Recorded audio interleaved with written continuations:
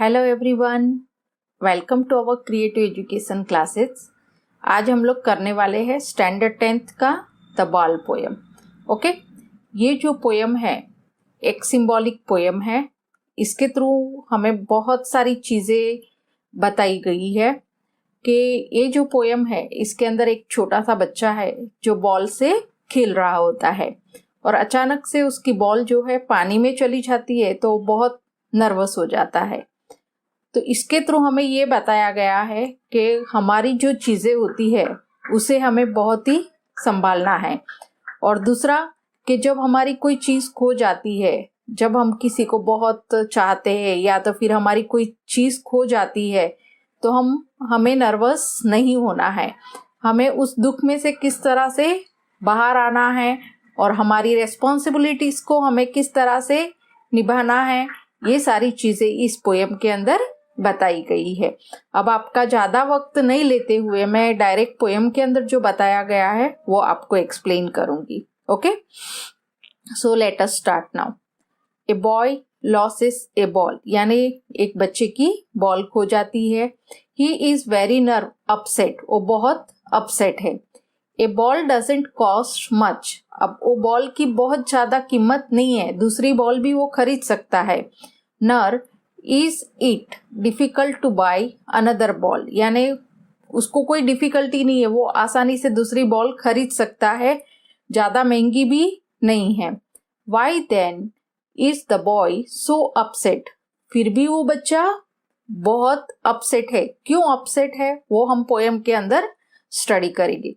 Read the poem to see what the poet thinks has been lost, यानी अब इसके अंदर बताया गया है कि इस पोएम के अंदर पोएट क्या सोच रहा है कि उस बॉल के बारे में क्या बता रहा है।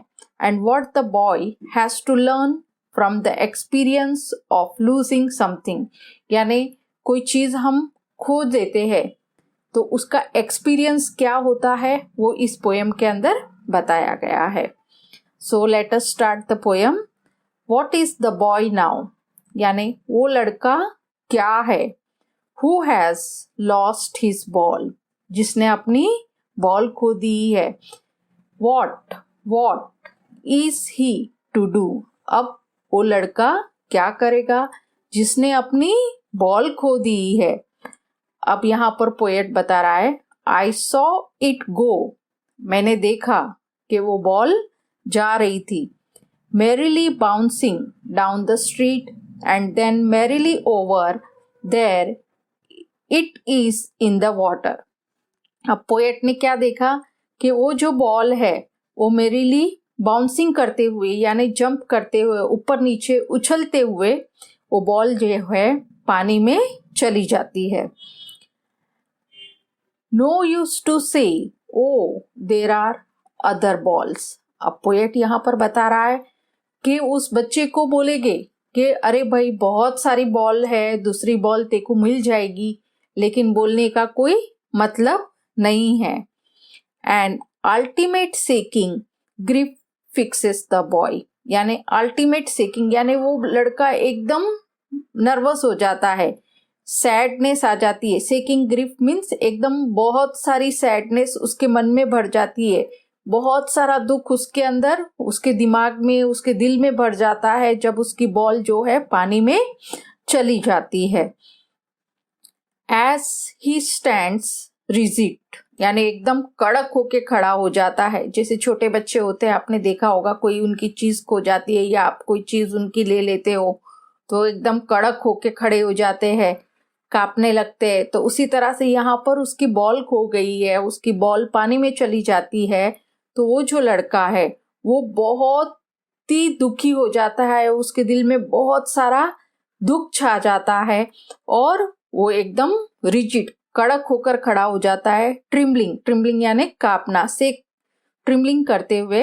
And staring down all his young days into the harbour where his ball went, अब इसके अंदर बताया गया है कि वो कांपता हुआ एकदम कड़क खड़ा हो जाता है, कांपता हुआ, और स्टेरिंग डाउन और देखता रहता है। किसको देखते रहता है। All his young days into the harbour, harbour किसको बोलेंगे? जहाँ पर बोट्स आकर रुकती है, बोट आती जाती रहती है और पानी बहुत गहरा रहता है। उस पानी के अंदर, उस हार्बर के अंदर उसकी बॉल चली गई है और steering all his young days. Young days का मतलब यहाँ पर क्या है कि उस बॉल के साथ में उसकी जो भी यादें जुड़ी हुई थी, यानी जब वो खेलता था किसी के साथ या उस बॉल के साथ वो जो भी एंजॉयमेंट करता था, वो उसकी सारी यादें कहाँ पर चली गई? हार्बर के अंदर, जहाँ पर उसका बॉल चला गया है, जो खड्डे के अंदर, जो पानी जहाँ पर बहुत ही डीप है, वहाँ उसकी बॉल चली गई है। उस बॉल के साथ में उसकी सारी यादें पानी के अंदर चली जाती है। I would not intrude on him. अब पोएट बोल रहा है, उसकी बॉल चली गई है, वो लड़का बहुत नर्वस है, अभी मैं उसके अंदर इंट्रूड यानी इंटरफियर, उसको जाके मैं नहीं समझाऊंगा, मैं उसको ऐसा नहीं बोलूंगा कि दूसरा बॉल खरीद लेते हैं या तो फिर दूसरी बॉल मैं लाके देता हूँ। पोएट बोल रहा है यहाँ पर मैं वो जो दुखी भरे माहौल में है उसके अंदर मैं इंट्रूड नहीं करूंगा, इंटरफियर नहीं करूंगा। डाइम मीन्स 10 सेंट्स होता है, जो यूएस के डॉलर्स होते हैं। ए डाइम अनदर बॉल, यानी वो बॉल की कीमत बहुत ज्यादा नहीं है। ये डाइम, खाली एक डाइम का बॉल आ सकता है। इज वर्थलेस, अब उसको बोलना कोई मतलब नहीं है। वर्थलेस मीन्स यूजलेस है, उसको बोलने का कोई मतलब नहीं है कि भाई दूसरी बॉल भी आ जाएगी, बॉल की कोई कीमत नहीं है, कोई बोलने का कोई मतलब नहीं है। क्यों नहीं है? क्योंकि उस बॉल के साथ में उसकी जो यादें जुड़ी है वो यादें वापस नहीं आ सकती है। बॉल तो उसको मिल जाएगी, लेकिन बॉल के साथ में जो यादें उसकी जुड़ी हुई है उसको हम वापस नहीं ला सकते हैं। यहाँ पर इनडायरेक्टली हमें ये बताया गया है कि जब कोई पर्सन जिसको हम बहुत प्यार करते हैं, बहुत चाहते हैं, वो हमसे दूर हो जाता है, तो उसके साथ में जो यादें जुड़ी हुई है उसको हम लोग खरीद नहीं सकते, उसको हम वापस नहीं ला सकते। Now he sense his first responsibility. अब उसे अपनी फर्स्ट रेस्पॉन्सिबिलिटी का पता चलता है कि मुझे अपनी चीजें संभालनी है। इन ए वर्ल्ड ऑफ प्रोसीजन, या इसका मतलब ये होगा, ये जो मेटीरियलिस्टिक वर्ल्ड है, यानी ये जो दुनिया है, वो उसके अंदर हम बहुत सारी चीजें ओन करते हैं, हमारे पास बहुत सारी चीजें होती है, जैसे जमीन है, बंगला है, गाड़ी है, बाइक है, वगैरह वगैरह, बहुत सारी चीजें हमारे पास होती है।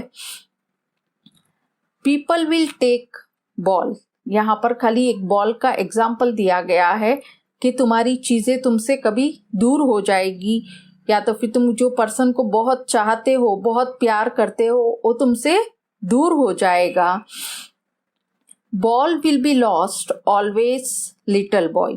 अब यहाँ पर बोला है कि ball will be lost always, यानी कि तुम जिसको चाहते हो, जिससे तुम प्यार करते हो, वो चीज तुमसे दूर हो जाएगी।